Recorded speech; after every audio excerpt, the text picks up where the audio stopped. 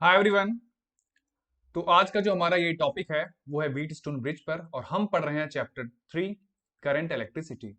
Class 12th का ये chapter है और आज के इस वीडियो में हम जानेंगे कि कैसे अगर कोई अननोन रेजिस्टेंस दिया है, मान लीजिए एक्स कोई अननोन रेजिस्टेंस है और यदि आपको उसकी वैल्यू फाइंड करना है तो कैसे फाइंड करें।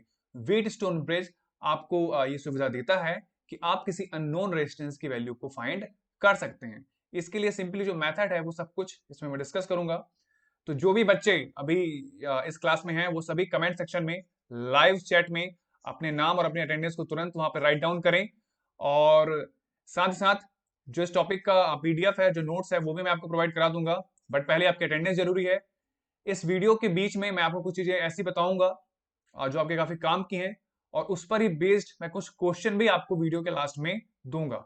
तो सभी के सभी उस क्वेश्चन को अटेम्प्ट करेंगे और उसके बाद क्वेश्चन अटेम्प्ट करने के बाद जो भी सॉल्यूशंस हैं वो मुझे सेंड भी करेंगे। Okay, so my name is Kapil Sharma and I am your new teacher for physics. तो चलिए शुरू करते हैं। बात करें व्हीटस्टोन ब्रिज की, अगर डेफिनेशन की बात करें नोट्स के हिसाब से तो आप सिंपली लिख सकते हैं a simple circuit for measuring an unknown resistance bye connecting it so as to form a quadrilateral with three unknown resistance and applying a voltage between a pair of opposite corners। कहने का मतलब यह है कि एक simple सा circuit जहां पर तीन ऐसे रेजिस्टेंस होंगे और उसके साथ में चौथा आप एक रेजिस्टेंस यहां पर लगाओगे और इनके साथ आप क्या करते हो, जैसे P की बात करें, Q की बात करें और R की बात करें, ये वो रेजिस्टेंस हैं जो इस सर्किट में ऑलरेडी लगे रहेंगे। इस सर्किट में ऑलरेडी ये वाला रेजिस्टेंस, ये वाला रेजिस्टेंस और ये वाला रेजिस्टेंस लगा रहेगा। लेकिन जो आपको ये S दिख रहा है, मैं यहाँ पर S नहीं लेता हूं, यहाँ पर मैं X लेता हूं क्योंकि X से आप काफी फेमिलियर हैं। X वो रेजिस्टेंस है जिसकी वैल्यू आपको फाइंड करना है। सपोज करिए आप मार्केट गए और मार्केट से एक रजिस्टर खरीद के ले आए। ठीक है, अब आपको उसकी वैल्यू जाननी है, तो उसकी वैल्यू जानने के लिए ही ये सिस्टम आपको दिया गया है। ये व्हीटस्टोन का सिस्टम आपको दिया गया है। और व्हीटस्टोन के सिस्टम में होता क्या है, एक रेजिस्टेंस P होता है, एक रेजिस्टेंस Q होता है और एक रेजिस्टेंस R होता है। ये जो R रेजिस्टेंस है यहाँ पे, ये वेरिएबल रेजिस्टेंस है। ठीक है, तो ये ऑलरेडी फिक्स है, ये आपको पता होंगे, इनकी वैल्यू पता होगी, आपको P की वैल्यू पता होगी, आपको Q की वैल्यू पता होगी, आपको R की वैल्यू भी पता होगी। और जिसकी वैल्यू पता नहीं है, यानी कि X की वैल्यू पता नहीं है, तो उसे आप यहां पर पता कर सकते हैं। तो पूरा एक सिस्टम है जो कि काम करता है और ये एक ब्रिज जैसा है। दैट इज वाई इसे व्हीटस्टोन ब्रिज कहा जाता है। इसका जो इन्वेंशन है वो किया था सैमुअल हंटर क्रिस्टी ने। इन्होंने इसको इन्वेंट किया था 1833 में और 10 साल बाद इसे पॉपुलराइज किया था सर चार्ल्स व्हीटस्टोन ने। ठीक है, तो इस चीज को आप याद रखिएगा कि इसे इन्वेंट किया था सैमुअल हंटर क्रिस्टी ने और चार्ल्स व्हीटस्टोन ने इसे 10 साल बाद यानी कि 1843 में इसे फेमस किया था। इन शॉर्ट अगर आपसे मैं बोलूं तो व्हीटस्टोन ब्रिज का यूज किया जाता है किसी अननोन रेजिस्टेंस की वैल्यू को फाइंड करने में। Is that clear everyone? यदि क्लियर है तो सभी को कमेंट सेक्शन में लिख देंगे। ओके, तो चलिए अब इसकी वर्किंग पे आते हैं और इसके कंस्ट्रक्शन पे आते हैं। बात करें कंस्ट्रक्शन की, अगर कंस्ट्रक्शन की बात करें तो सबसे पहले आप ध्यान दे पा रहे होंगे यहाँ पे कि यहां पर एक बैटरी लगी हुई है और इस बैटरी को आप ई से डिनोट करेंगे। इस डायग्राम में की नहीं लगा है, स्विच नहीं लगा है, बट यहाँ पर आप स्विच लगा सकते हैं, हालांकि उसका कोई ज्यादा इंपॉर्टेंस नहीं है। स्विच यहाँ पर इसलिए लगा रहता है बिकॉज आप इसको ऑन और ऑफ कर सकें। तो सबसे पहले हमारे पास क्या है, एक बैटरी है ई। ई यहां पर आपके पास एक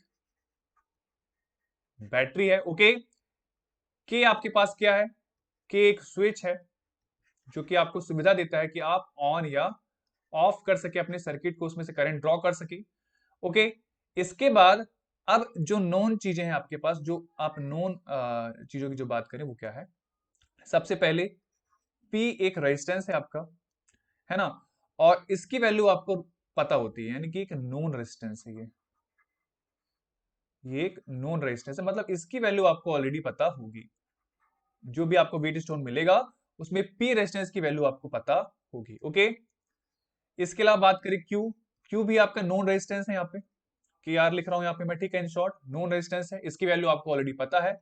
लेकिन अगर बात करें आर की, तो आर एक वेरिएबल रेजिस्टर है। वेरिएबल रेजिस्टेंस का जो रेजिस्टर का जो साइन होता है वो ऐसा होता है, रेजिस्टेंस बनाइए और ऐसे इसको क्रॉस कर दीजिए रो बना के। ये एक वेरिएबल रजिस्टर है, ये एक वेरिएबल रजिस्टर है। Okay, is that clear? तो सबसे पहले हमने देखा यहाँ पे बैटरी ई है, ई बैटरी है, के एक स्विच है, पी वो रजिस्टर्स हैं जो आपको पता है इनकी वैल्यू, क्यू भी आपको पता है। अब बात करते हैं यहाँ पे नोड की, तो यहाँ पे आपके पास 4 नोड है, एक ए, एक बी, एक सी और एक डी। तो अब वर्किंग की बात हम करते हैं। वर्किंग की अगर हम बात करें तो वर्किंग पे आ जाते हैं। चलिए ध्यान से सुनिएगा और समझिएगा, जहां पे आपको चीजें क्लियर नहीं होगी कमेंट सेक्शन में लिख दीजिएगा कि सर मुझे बता दीजिए। ओके, तो स्टार्ट करते हैं। देखिए ये बैटरी है, तो करंट प्लस से माइनस की ओर चलेगा, मतलब करंट यहां से स्टार्ट किया, करंट यहां पहुंचा, करंट फिर यहां पहुंचा, यहां तक पहुंच गया, इस पॉइंट पर करंट पहुंच गया आपका। ओके, अब इस पॉइंट पर जो नोड ए है, जो नोड ए है, ध्यान दीजिएगा, जो नोड ए है वहां पर क्या लगेगा, वहां पर लगेगा Kirchhoff junction rule. Kirchhoff junction rule, I hope आप लोगों ने किरचॉफ जंक्शन रूल पढ़ा होगा, जिन्होंने नहीं पढ़ा है वो एक बार यस सर या नो सर लिख देंगे। किरचॉफ जंक्शन रूल ये बताता है कि अगर किसी नोड पर करंट आता है तो पहले तो यहां पर ये करंट डिवाइड होगा आपका, कुछ करंट इधर चला जाएगा और कुछ करंट आपका इधर चला जाएगा। तो आई करंट आया था, आप मान लीजिए I1 करंट चला गया ए से बी, ए से बी की ओर चला गया आपका I1 करंट, और ए से डी की ओर आ गया आपका I2 करंट। ओके, ए से बी के बीच चला गया आपका I1 करंट और ए से डी के बीच चला गया आपका I2 करंट। अब यहां पर करंट आपका I1 पहुंचा और इस नोड में पहुंच गया, ठीक है, इस नोड में पहुंच गया, नोड बी पे पहुंचा, और जब नोड बी पे पहुंचा तो यहां पर भी करंट क्या होगा आपका, डिवाइड होगा। तो एक करंट चला जाएगा नीचे, मान लीजिए करंट आपका I3 था, आई बात समझ में, I1 करंट गया, I1 का एक हिस्सा यानी कि I3 यहां पर चला गया, तो बाकी हिस्सा इधर जाएगा क्या, बी से डी जाएगा, बी से सी जाएगा, और उस करंट की वैल्यू क्या होगी, I1 में से I3 माइनस कर दीजिए। देखिए पूरा करंट I1 यहां तक आया और इसमें से I3 यहां चला गया, तो I1 में से I3 घटा दो, यानी कि जो करंट बचा वो इधर चला गया, मतलब इधर जो करंट जा रहा है उसकी वैल्यू क्या है आपकी, I1 माइनस I3 है। Is that clear? आगे बात करें यहाँ पे ये करंट फिर जो आपका आएगा यहां से फिर ये पूरा करता हुआ यहां पहुंच जाएगा, ठीक है, आई बात समझ में? अब ये तो क्लियर हो गया। अब आते हैं ये वाले करंट पर, I2 पर आते हैं। अब I2 की बात कर रहे हैं, I2 कहां से स्टार्ट हुआ था आपका, ए से डी की ओर जा रहा था। अब देखो यहां पर इस पॉइंट पर, इस पॉइंट पर करंट आया, इस पॉइंट पर करंट आया, देखिए ये एक नोड है डी, डी एक नोड है, और यहां पर लगेगा आपका किरचॉफ का लॉ, किरचॉफ का लॉ लगेगा। और किरचॉफ का कौन सा लॉ लगेगा, किरचॉफ के दो लॉ है आपको बता दूं, एक तो है आपका केसीएल, एक सेकेंड,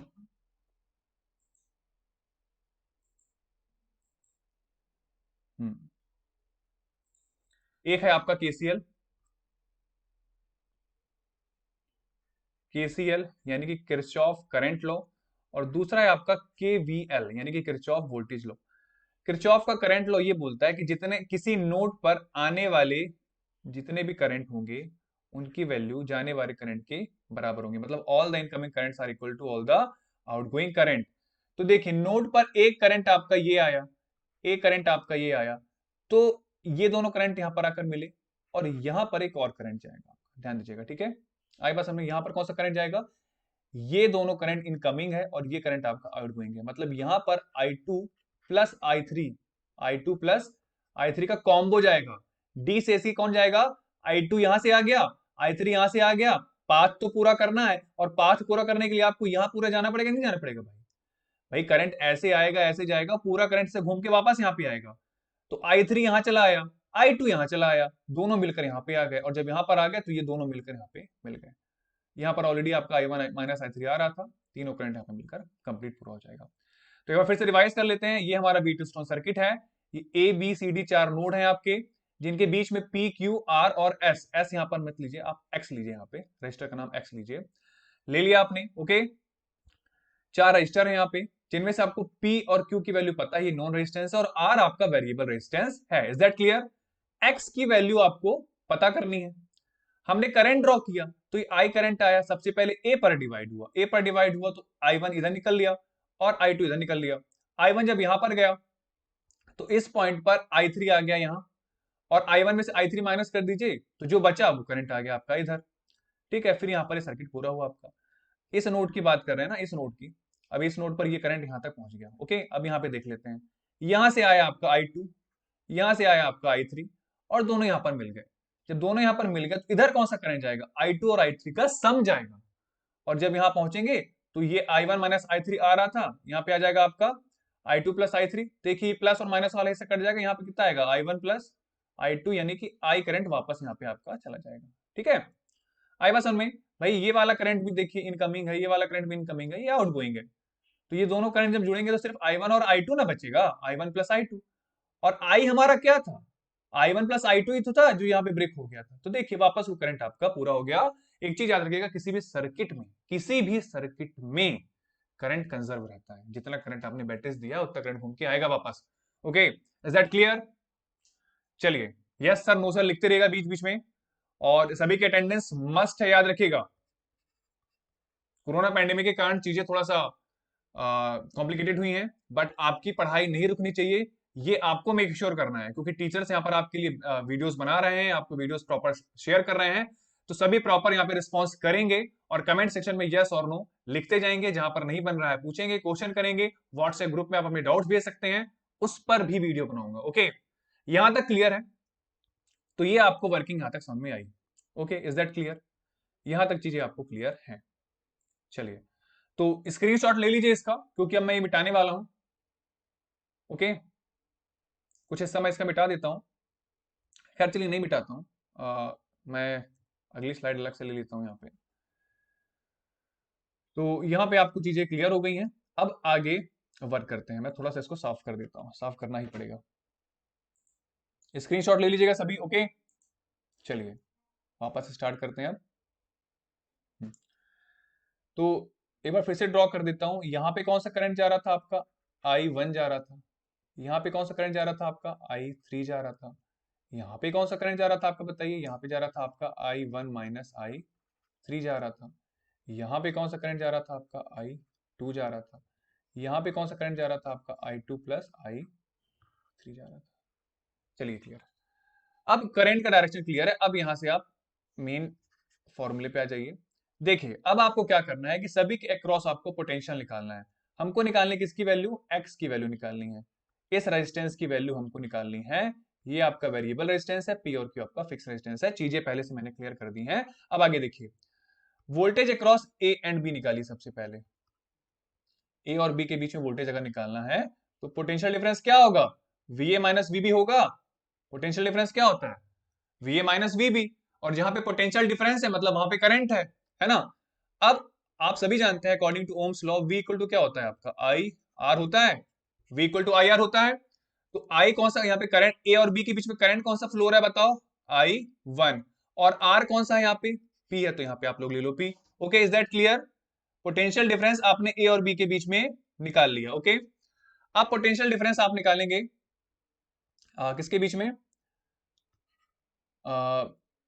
बी और सी के बीच में। तो बी और सी के बीच में पोटेंशियल डिफरेंस निकालने के पहले मैं आपको कुछ चीजें क्लियर कर देता हूं। देखिए मैंने आपको बताया कि एबीसीडी 4 नोड है, करंट का डायरेक्शन बता दिया। अब ये जी का क्या काम है, जी का क्या काम है, एक काम करते हैं, पहले मैं आपको जी का पूरा कॉन्सेप्ट बता देता हूँ, फिर आपको मैं आगे यहाँ पे डेरिवेशन बताता हूँ। एक सेकंड। गैल्वेनोमीटर, यहां से जो करंट जा रहा था वो आपका कौन सा करंट था बताइए, वो आपका I3 करंट था।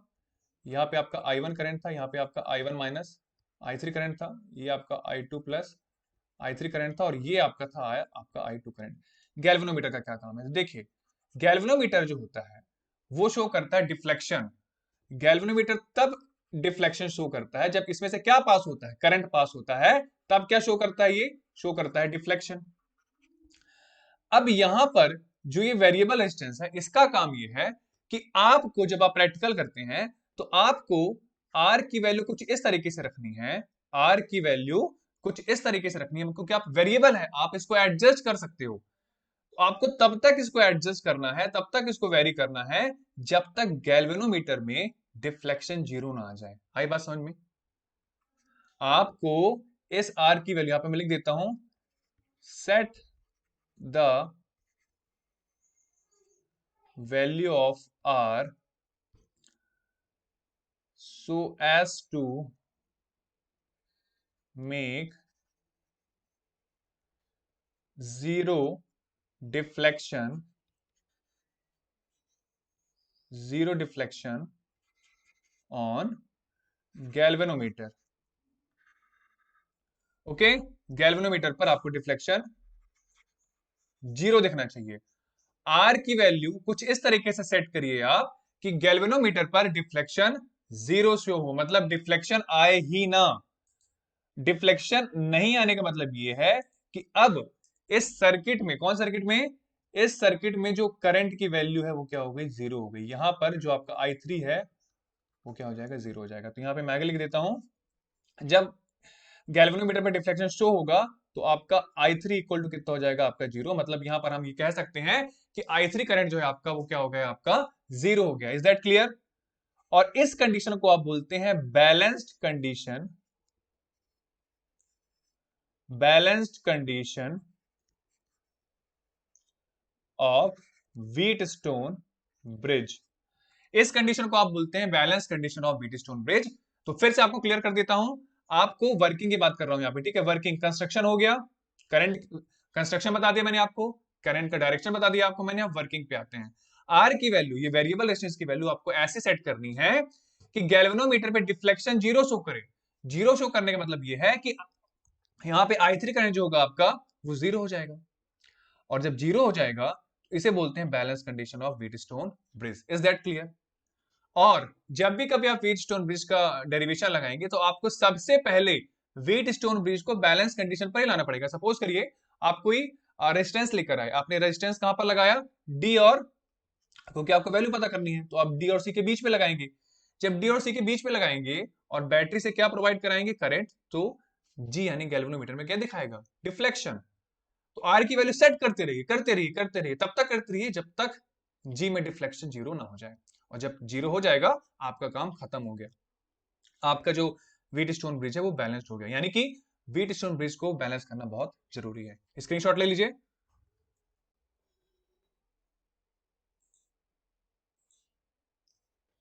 तब तक मैं इसको मिटा देता हूं यहां पे। चलिए, तो जब बैलेंस कंडीशन आ जाएगी आपकी तब आपको क्या करना है देखिएगा। जब बैलेंस कंडीशन आ गई, अगेन मैं यहाँ पे कुछ चीजें आपको मिटा देता हूँ। ये हो गया कब का एक्स। तो अब आपको निकालना है पोटेंशियल डिफरेंस सारे नोड के बीच में। तो पोटेंशियल डिफरेंस आप निकालेंगे, पोटेंशियल डिफरेंस आप निकालेंगे। सबसे पहले आप निकालेंगे वी ए बी। ये क्या है बेटा, V A minus V B है क्या। और according to Ohm's law V equal to क्या होता है आपका, आई आर होता है। तो आई कौन सा फ्लो हो रहा था यहाँ पे बताओ, आई वन फ्लो हो रहा था। तो यहाँ पे कितना जाएगा आपका आई वन। और रेजिस्टेंस कौन सा है आपका पी, तो यहाँ पे आपने ले लिया पी। अब यहां पर आपने देखा कि आपका जो गैल्वेनोमीटर है वो बैलेंस कंडीशन में है, तो I3 इक्वल टू जीरो है। तो यहाँ पे I1 माइनस क्या था आपका, I3 था। इन शॉर्ट यहाँ पे भी करंट कौन सा फ्लो होगा, I1 ही फ्लो होगा, क्योंकि I3 तो जीरो हो गया। ओके, इसके अलावा यहाँ पे I2 फ्लो हो रहा था, और यहाँ पे क्या फ्लो हो रहा था आपका, I2 प्लस I3 फ्लो हो रहा था। तो अब सीज I3 जीरो हो गया तो यहाँ पे भी करंट कौन सा फ्लो होगा आपका, I2 फ्लो होगा। ठीक है, इस चीज को याद रखिएगा। दूसरा आपका है V, BC निकाल लीजिए। Again V A minus V B निकालेंगे आप यहाँ पे, sorry, V B minus V C निकालेंगे यहाँ पे। और ये कितना हो जाएगा आपका, करंट जा रहा है आपका आई वन, और यहाँ पे आपका रेजिस्टेंस है क्यू। उसके बाद आप निकालिए वी ए डी निकालिए। जब आप वी ए डी निकालेंगे तो हो जाएगा आपका V A minus V D equal to current कौन सा है बेटा, यहाँ पे आई टू करंट है, रेजिस्टेंस कौन सा है आपका आर, आर की वैल्यू आपको पता है। ओके, अब आते हैं वीडीसी में, वी डी सी में आते हैं। और वीडीसी में आएंगे तो यहाँ पे पोटेंशियल डिफरेंस आएगा आपका वीडी माइनस वीसी। और यहाँ पे जो करंट की वैल्यू होगी वो आई टू इंटू एक्स होगी। ओके, अब पोटेंशियल डिफरेंस किसके बीच बच गया, वी बी डी के बीच में बच गया, मतलब कि गैल्वेनोमीटर वाली लाइन, ये वाली लाइन के बीच में आ गया ना। तो यहाँ पर जो वीबी माइनस वीडी होगा वो जीरो होगा। क्यों होगा, क्योंकि हमको पता है कि वी बी डी अगर मैं लिखता हूं तो यहाँ पर आप क्या लिखोगे, I3 इंटू जी, है ना। जी इज लाइक रेसिस्टेंस। तो I3 इंटू जी है, यहाँ पे I3 की वैल्यू क्या है, जीरो। एक तरीके से और समझ सकते हैं आप यहाँ पे, तो ये पूरा जीरो हो गया। एक तरीके से और समझा देता हूँ। देखिए करंट फ्लो नहीं हो रहा ना, बी और डी के बीच में करंट फ्लो हो रहा है क्या, नहीं हो रहा है। क्यों नहीं हो रहा है, बिकॉज पोटेंशियल डिफरेंस जीरो है। पोटेंशियल डिफरेंस अगर जीरो है तो करंट फ्लो नहीं होगा, इसीलिए। ठीक है, तो दोनों के बीच का अंतर भी क्या हो गया आपका, पोटेंशियल डिफरेंस क्या हो गया, जीरो हो गया। तो यहां से आप क्या निकाल सकते हो, यहां से आप कह सकते हो कि VB इक्वल टू VD, और इसको दे दो आप इक्वेशन नंबर 1। ओके, क्लियर है, इसको दे दिया आपने इक्वेशन नंबर 1। आगे देख लीजिए। अब आगे देख लेते हैं। जब VB इक्वल टू VD हो गया तो आप कहीं पे भी पटक सकते हैं वैल्यू। ठीक है, सपोज करिए यहां पे आपका दिया हुआ, देखिए इसको दे दीजिए इक्वेशन नंबर 2, इसको दे दीजिए 3, इसको दे दीजिए 4, और इसको दे दीजिए आप 5। ठीक है, एडजस्ट कर लीजिएगा बाद में इसको आप। तो देखिए जहां जहां पे VB है ना, वहां वहां पे रख दीजिए आप VD। आई बात समझ में? देखिए यहाँ पे VB है तो यहाँ पे आप क्या रख देंगे, VD रख देंगे। वैसे यहाँ पे VB है तो 2 मिनट, यहाँ पे कुछ गड़बड़ किया क्या मैंने? नहीं, कुछ गड़बड़ नहीं किया मैंने यहाँ पे।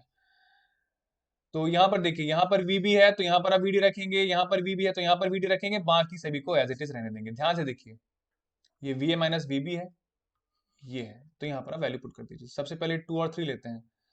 तो जब 2 और 3 लेंगे आप तो क्या आ जाएगा आपका, VAB इक्वल टू कितना आ जाएगा, VA तो VA ही रहेगा, माइनस VB की जगह क्या रख दिया आपने, VD की वैल्यू कितनी आ गई बताइए, I1P रख दिया आपने। इसके अलावा VBC की बात करूं आपको तो यहाँ पे रख दीजिए VD माइनस VC रख दीजिए, कितना आ जाएगा बताइए आपका, I1Q आ जाएगा यहाँ पे। इसके अलावा आप VAD निकालेंगे यहाँ पे तो कितना आ जाएगा आपका, VA माइनस VD, कितना आ जाएगा बताइए, I2/R। और इसी के साथ आपका VDC अंतिम वाला आ जाएगा आपका VD माइनस VC, और ये कितना हो जाएगा आपका बताइए, I2 इंटू एक्स हो जाएगा। ओके, क्लियर है? अब ध्यान से देखिए, एक टर्म जो आपका यहाँ पे, ये वाला टर्म और ये वाला टर्म इक्वल है, वैसे ये वाला टर्म और ये वाला टर्म इक्वल है, तो ये दोनों को आप इक्वल कर सकते हैं, इनका रेशियो निकाल सकते हैं। ओके, ये देखिए यहाँ से इनको रेशियो निकालिए तो आ जाएगा आपका आंसर। ठीक है, तो कुछ चीजें मैं बता देता हूँ यहाँ पे, स्क्रीनशॉट ले लीजिए जल्दी फटाफट। हालांकि इसका मैं आपको PDF भी प्रोवाइड करा दूंगा, जगह बना लेता हूँ थोड़ा सा मैं यहाँ पे।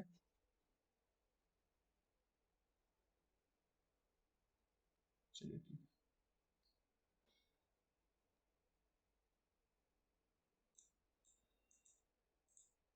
चलिए ठीक है, मिट गया यहाँ पे।